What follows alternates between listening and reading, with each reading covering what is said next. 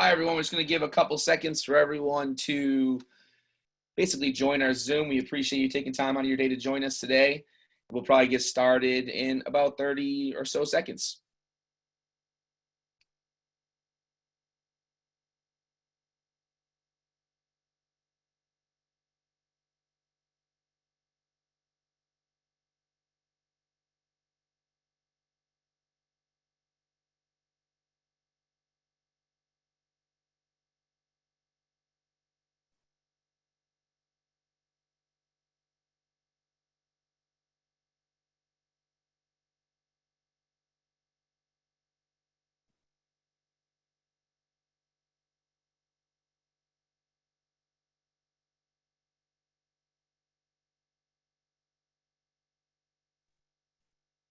All right, great. I think we'll get started here. So for those who don't know me, my name is Josh Sylvester. I am the Director of Alumni Relations.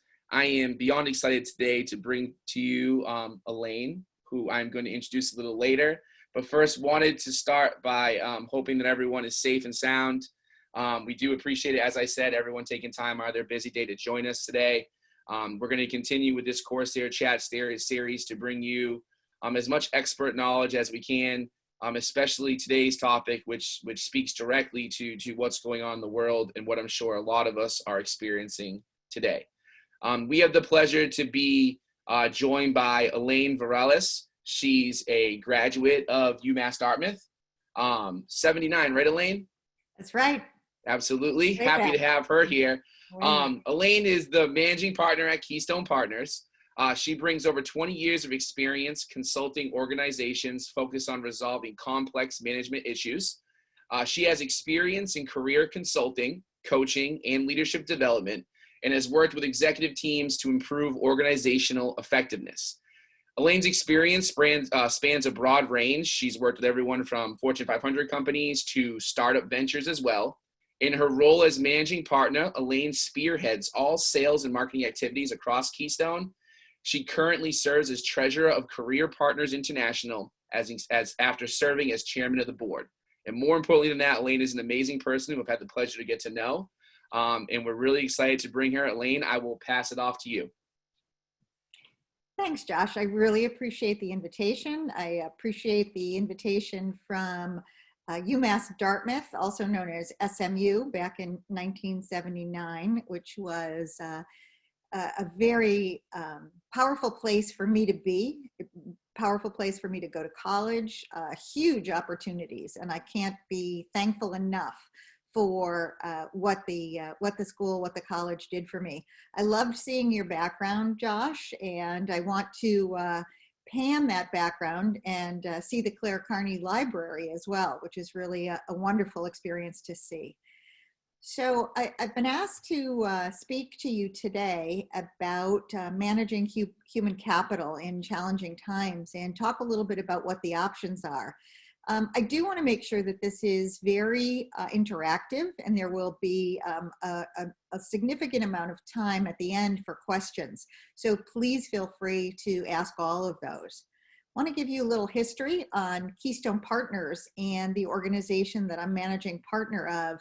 I've actually been at Keystone for over 30 years, which has been pretty amazing.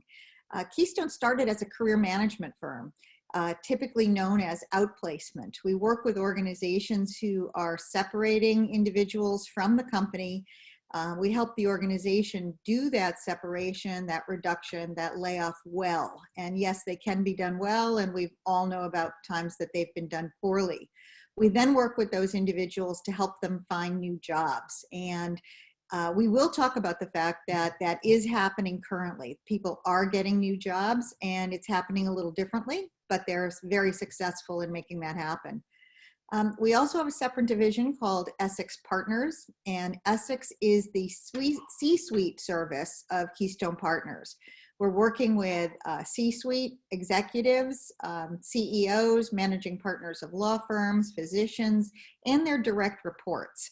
So you'll see that it's a very different level of support for those very senior executives, and we work with Essex Partners. We also do leadership development, and leadership development is executive coaching, and leadership development programs for organizations who want to strengthen their bench. So we do it at the top of the house, but we also do it at the more junior levels to really build that strength of leadership within organizations. So that's Keystone Partners. We're headquartered in Boston, working entirely virtually right now across the country and across the globe. Thanks very much for having us here. We're going to talk a little bit about the options. Managing human capital in this environment, one of the first options people are trying to do is retain their human capital. They want to retain their people. And the challenges around that are really focused on communication. If you're an organization that can retain your population, one of the first ways organizations are taking a look at that is by cutting costs. Most often, the largest costs organizations have are focused on either real estate or their people or their technology. And so organizations are first focused on cutting costs before they do anything to impact their people. So often organizations do a terrific job of that by asking others, which costs should we focus on? Which costs should we cut? How can we possibly do that? Some of the ways, very simple ways that companies are saving money right now is anything that has to do with supplies, whether it's coffee in an office or paper, or any of the things that are being delivered on a regular basis, whether it's water, plants that are being delivered or taken care of. So people have always looked at that. I had a client, a hospital customer who had a pool. And one of the things that they did before they did anything to impact people was they closed the pool and they made it a very visible activity. They wanted to cut cost. Maintaining the cost of a pool was significant. They filled in the pool, they made it a garden, and they really focused on the fact that the keeping people on the job was way more important than having a pool. Unfortunately, most organizations can't cut enough costs to keep them running without the other options that are going to impact people. And so you'll see, it seems like we have a host of words here that are all the same, but in fact, they're not. They're very different. So termination is usually a human resource term that is used for exiting an employee. We often use a termination when it's a separation for cause, when someone is either in the wrong job, not capable of the job, or there's some other kind of organizational problem, whether it's attendance or insubordination or something else that doesn't make for an effective employee. And so organizations are really pushing managers to be responsible managers. And it's a real challenge. It's hard to manage someone, hard to give someone feedback that their attendance isn't appropriate, that they're abusing sick time, that they are not performing on the job, not needing to be put on a performance improvement plan. And so that's the next step, is that employers are saying, I need my managers to step up and make sure that the people who are here are people that we want to keep. So that turns into another option for managing human capital in these really challenging times. The next part that people typically move into is a salary reduction. Often the leadership team will take a salary reduction. They might say, we're going to take a 20% pay cut so that we don't have to do any layoffs throughout the rest of the organization. And most leadership teams try not to impact people at the mid-management levels or certainly the lowest level of the organization. There are often times when everyone at the organization is asked to take a salary reduction for some temporary period of time. We typically read about the CEOs who have given up their comp when it's in the multi-million-dollar areas, or they've given up a bonus or something like that. But many organizations are taking salary reductions right now. Furloughs have come back into favor during this time frame. And it's an interesting terminology in terms of a furlough. It means different things at different organizations. Most furloughs at this point, employees are asked to leave the job. They, by law, can't do anything, even answer their email. So they're asked to shut off work entirely. Most organizations are paying for their benefits. They're keeping their medical benefits going as well. They may not be contributing to 401ks, but they're trying to keep them whole. During a furlough, employees are eligible to collect unemployment.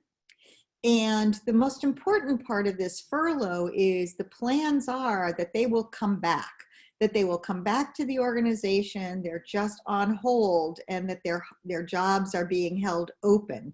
There's just not work for them right now. You saw this a lot in retail organizations where the stores are closed, but people are furloughed. Many organizations, many healthcare organizations where elective surgeries were being eliminated, those people were put on furlough. And the goal is that they'll be back as we go through the multiple phases of reopening. So furlough is something that's been very kind of a reinvigorated status of employees. Separations are next, and separations and RIF, reduction in force, are very similar. So separations are things where organizations really look at individuals, people one at a time. And one of the things that we talk about is organizations need to remember that positions are eliminated. People are not eliminated. And that becomes really important in terms of the rest of the organization, recognizing how you're treating people as you move them out of the organization. So separations are different than furloughs because separations put an end to the relationship with the organization. They do not anticipate calling people back. So these separations, organizations are looking at individual positions, individual responsibilities, and whether or not those have an opportunity to keep those jobs. When they don't, those positions are eliminated, and the individuals in those roles are typically given some kind of support moving forward.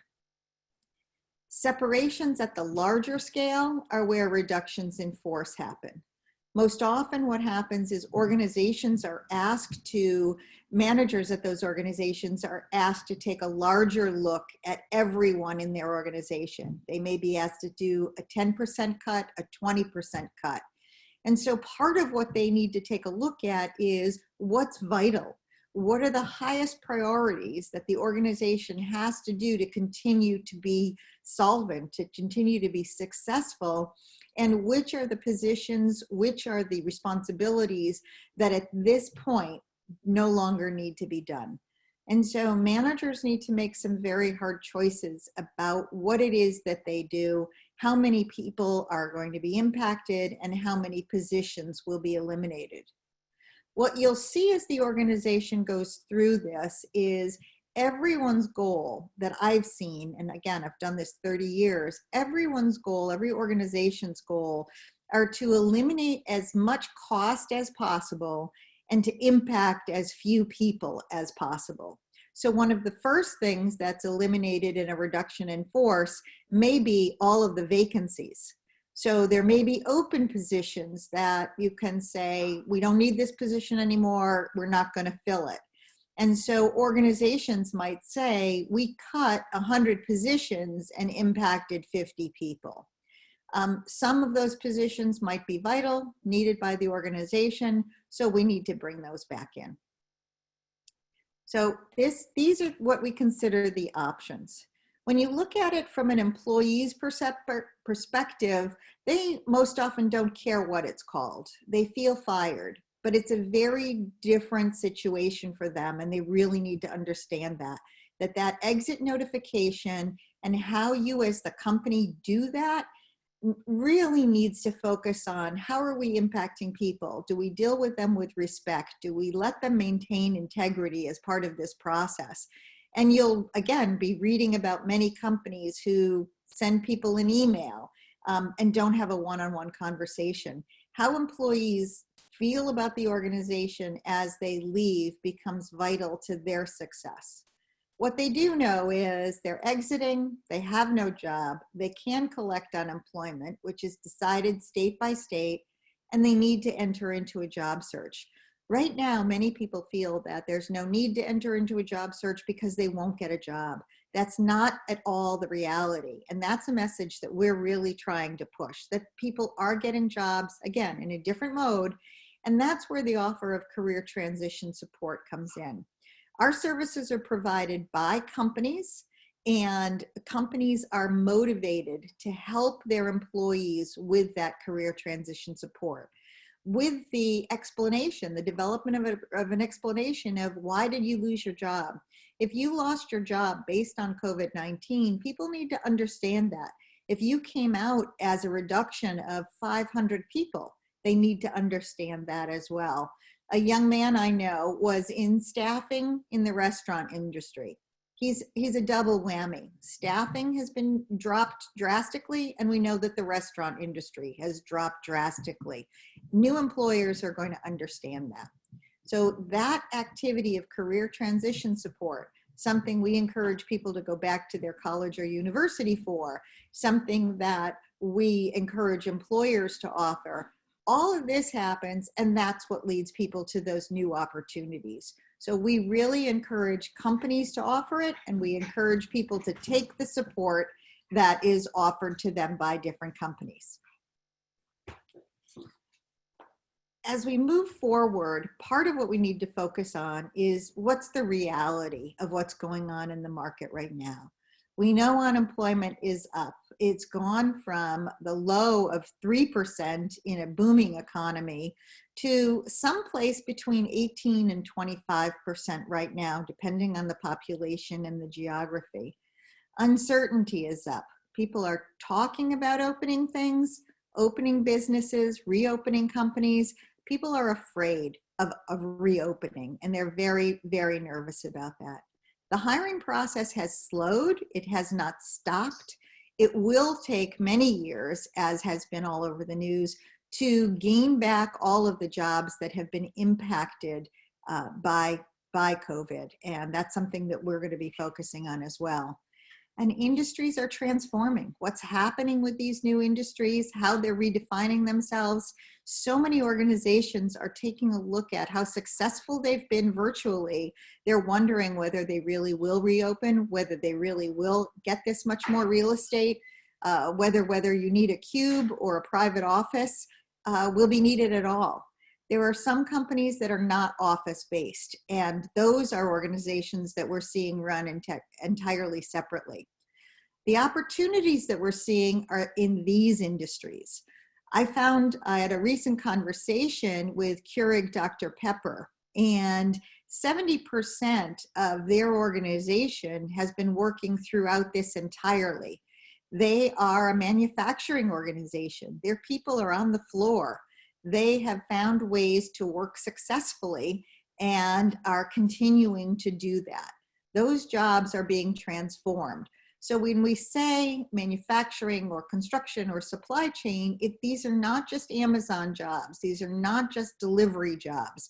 There are a whole level of organizations that we really need to take a look at where there are many opportunities. So if you know people who are in different industries, they really need to think about those transferable skills and how they can use those in other industries as well. So you'll see that with tech, you'll see it in cybersecurity, and clearly in biotech and healthcare as those industries continue to grow. So we know what reality is. People really need to recognize, and this is a message you can help transfer, is the reality is that hiring is happening. You just need to figure out how. So in April of 2020, we did a survey, and we wanted to find out how hiring was happening and what was going on within organizations. Were they all laying off? What was happening? In the greater Boston area, we found that firms were hiring, and the critical skills that they needed. So not just the industries, but the critical skills people could bring to those jobs were IT, engineering, operations, accounting, and finance, any industry. So if you're an operations person, you're in accounting and finance, IT, you can work in higher ed, you can work in a construction company, you can work in manufacturing. So recognizing the kinds of skills that you have, it doesn't matter where you use them. Spread throughout the country, we found that, again, it was on the coasts, East Coast, West Coast, 10 times the number of people working remotely had based on COVID. So it started that way, and then it slowly went to the middle of the country as well, that everybody needed to work remotely who could. Other organizations just shut down, and people learned to work virtually. People learned to hire virtually, they learned to onboard virtually, and they learned to communicate with their larger organizations virtually. So the hiring and the interviewing and the onboarding is all happening virtually. But if you don't know how to play in that virtual world, then you're limiting your opportunities. I wanted to be able to show you the current jobs that people have gotten. So within the last 2 months, we aren't using people's names and companies, but you can take a look at the titles of the positions that people have gotten and the kinds of organizations that people have gotten. So communicating this success is a huge part of what we need to do in terms of motivating people to understand that jobs are out there. You can find these jobs, even if it's industries that you didn't think were necessarily hiring. I know all of you are looking at the brand ambassador at the microbrewery and offering to work for that organization as well. People are finding jobs that they enjoy. People are finding jobs that utilize their expertise. And again, they're doing those jobs from different locations. Some people are doing them at the organization, at the company with all safety and security precautions, and some people are doing those jobs virtually.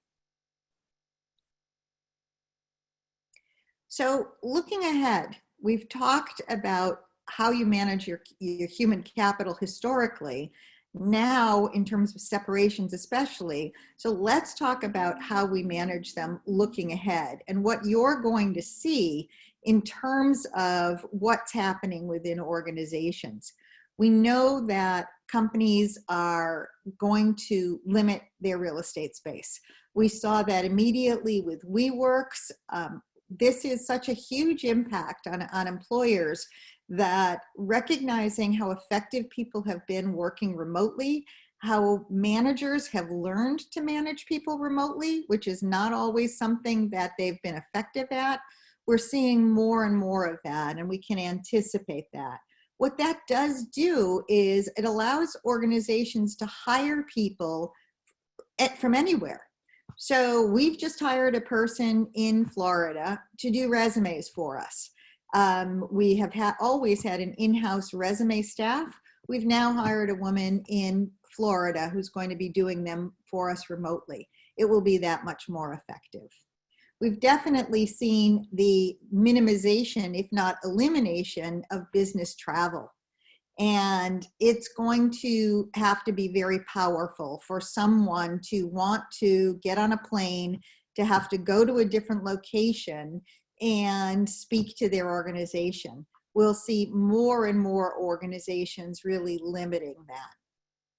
In terms of mobile and electronic connections to people, we'll see every individual connecting to what it is that they really want to say to an individual, how they'll continue to network, how they'll continue to build their relationships. It will all happen via remote technology. What we're seeing is an inability to go visit people. And if your organization is one that's external, how is it that they'll be able to go visit organizations? They won't be invited in for some time. And so part of what they'll do is continue to try to develop these relationships via technology. Technology's changed forever, and I think we'll see that in terms of moving forward, that we won't be seeing, we'll be seeing video and Zoom and all of the different components that offer ways for people to connect as a permanent methodology moving into the future. So I would encourage, all of you are on Zoom now, I'm sure, and that's a big start of that. I would encourage you to continue to encourage other younger population to really be able to become expert at that. So that's going to be something that you continue to see in the future. One other component is the formal and informal tech training is definitely something that needs to be part of any education, part of any development that your current employees are involved with. And so I wanted to make sure not to miss that point, that that's going to become a higher and higher need in terms of people moving forward. So that's what we see as the future of the work landscape. So let me move into questions and answers to see, hopefully I've got the answers to the questions that you might be faced with. Thank you so much, Elaine. I'm sure you do, since you literally caught me catching at the brand ambassador, like when you called what I was staring at. So it looks like a good job, doesn't it? I'm impressed and freaked out at the same time. So great work. Thank you so much for that. That was amazing information. Just for everybody, if you do have any questions, on the bottom of the screen, you'll see the Q&A. You can just start typing those in and sending right now if you have questions directly for Elaine, and we'll get those answered as best as we can. We do have a couple in there already, Elaine, so I'll just kind of jump right into it. Sure. What information about a RIF should be shared with employees who aren't impacted, and what should be said about future plans, even if it's cloudy? People are really afraid about reductions in force, and losing a job is one of the top 5 traumas of life. Organizations need to communicate with the reduction in force. Probably the most important thing they need to communicate is when it's over. So what part of an organization needs to say is everyone who's been impacted has been notified, and we're providing these individuals with pay continuation, benefits continuation, and career transition support. That becomes really important in terms of people understanding how employees are being treated, because what they're going to be looking at is, am I next?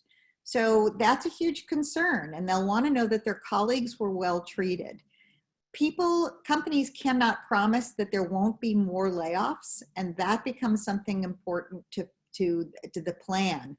Often organizations will say, let's see how it goes. Let's eliminate these many positions before we have to come back. One of the things that you want to try to happen is limit the number of times you're doing a layoff, because it will be something that people are afraid of, that every week there'll be a layoff. The other part of this is people have to know what's happened to their colleagues. If their colleague was someone that they needed to get their job done, people need to understand so-and-so is not going to be in this role anymore. Here's the business workaround, and let's figure out how to make that happen. So again, much of this is going to be confidential for a certain number of days after the reduction. Ultimately, people want to know, though, that people have been well treated. Great, thank you.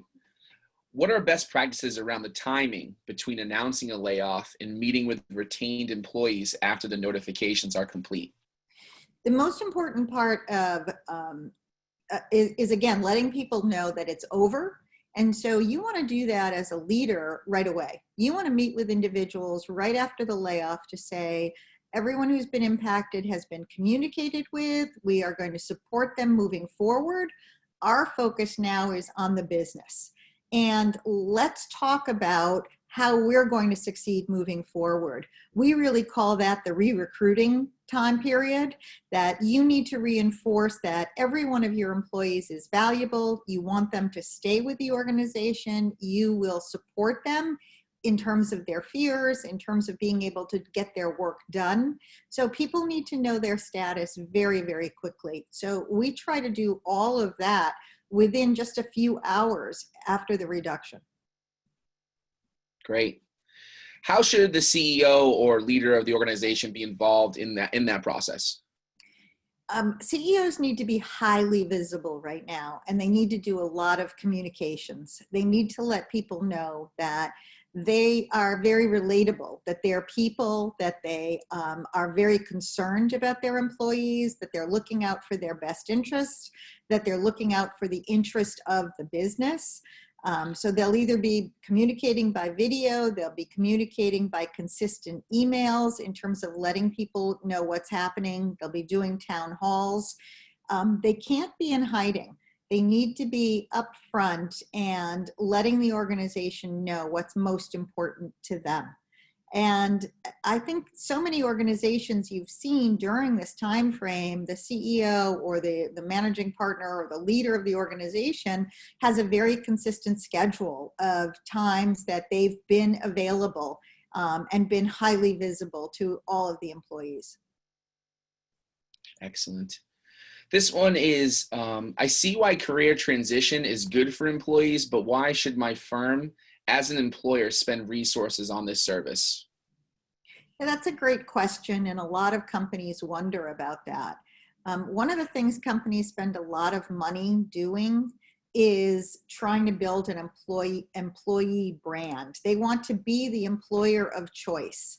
And how a company treats the employees coming in on the job and going out the door becomes very, very visible. If you're an organization that's community oriented, you might be a bank, you might be a hospital, a law firm, your people are your alumni. And you want them saying good things about your organization as well in the marketplace. So helping them find new opportunities, helping them look to the future is what's going to be most valuable for you to become an employer of choice. And then how you're seen as in the community becomes important as well. Perfect. We do have some statements in there. One is, well done, Elaine. You are a UMD star. There's a lot of people posting some great things. So thank you. Thank you. Well, again, I'm a solid alum and supporter. So it's was a life-changing college and university for me. We appreciate all that you do.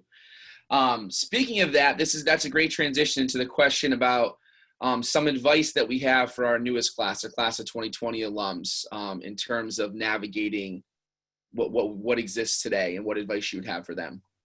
Yeah, I love new grads, and they have to believe, and we have to communicate with them that the world is open, that they may not have gotten to walk across the stage, which is so unfortunate, but there are opportunities out there, and we need to encourage them to go after those opportunities.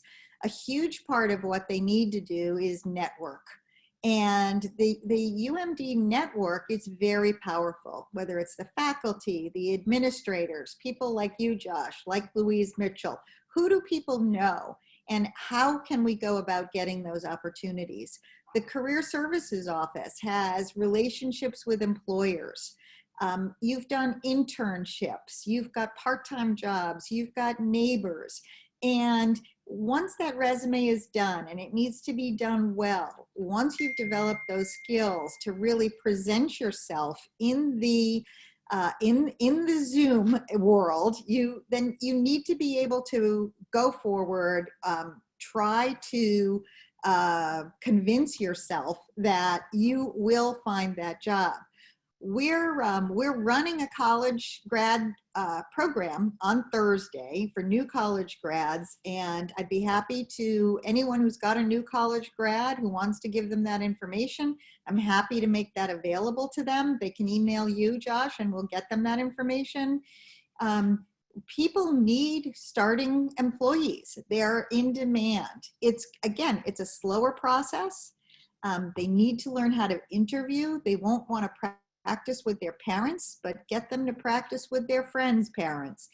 And we need to support the UMass grads. So I've hired UMass grads. I've hired kids of UMass grads. And we really need to support them. It's not just the Ivy Leagues who can make that happen. We can all make that happen in terms of making sure that we're very supportive of this. And we should have the same level of powerful alumni association to do that. So the college grads need to make it happen, and they can. That's amazing. Thank you so much. And what we'll do too is, I know there's a couple of questions. We'll make sure that we share Elaine's social media handles and things like that, as well as my contact information. If you want to get in touch, that'll be great. We'll just handle that at the end of the registration email. Another question we got is, if we weren't offered transitional services, what are some good things to look for if we're interested in retaining these services on our own? So the first thing you need to do if you are laid off is ask for the services. There are so many companies who don't even know that they exist. So that's really unfortunate. But I would always ask. So it's probably too late if you're asking this question. But you know what? It might not be. I'd go back to your employer and ask. So we've had that happen. The other is there are free sources of these services, and you can go back to your college or university. Again, you can go back to UMass if you're from there or from somewhere else. There are also retail organizations, and we call retail career consultants. I'm happy to, again, through Josh, through myself, I can send you names of people. Our business only does business to business, but I can send you information from people who take on individual clients who can be very supportive and work with you one-on-one to develop your resume, to help you video interview. So there are lots of people who do that. The other is find out if your company had an employee assistance program. If they had an EAP, most often those organizations will continue to work with you for some period after you've left an organization. So you can continue to get those services for free. They might do up to 3 meetings, but find out if your company had an EAP. Also, Career Partners International, where I'm the treasurer, on our website, cpiworld.com, has a list of free resources and a very robust career portal that you can sign into and use those services at no charge as well.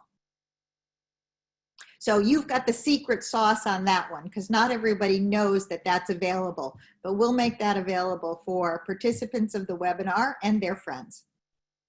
Awesome. Thank you so much. It looks like that answers all the questions, Elaine. It's been a pleasure. It's been a pleasure to get to know you. It's been a pleasure to have you share your expertise, and we're all very, very appreciative of that. And thank you for all that you do. Thanks, Josh. I appreciate it. I had a lot of fun. And again, I feel really strongly about UMass Dartmouth and the Clare Carnegie Library, and all what I consider the new dorms just cracks me up. So all the best to you, and continue all the great work with the university. I really appreciate it. Awesome. Thank you so much. That concludes our Corsair Chat. Thank you, everyone. Stay safe.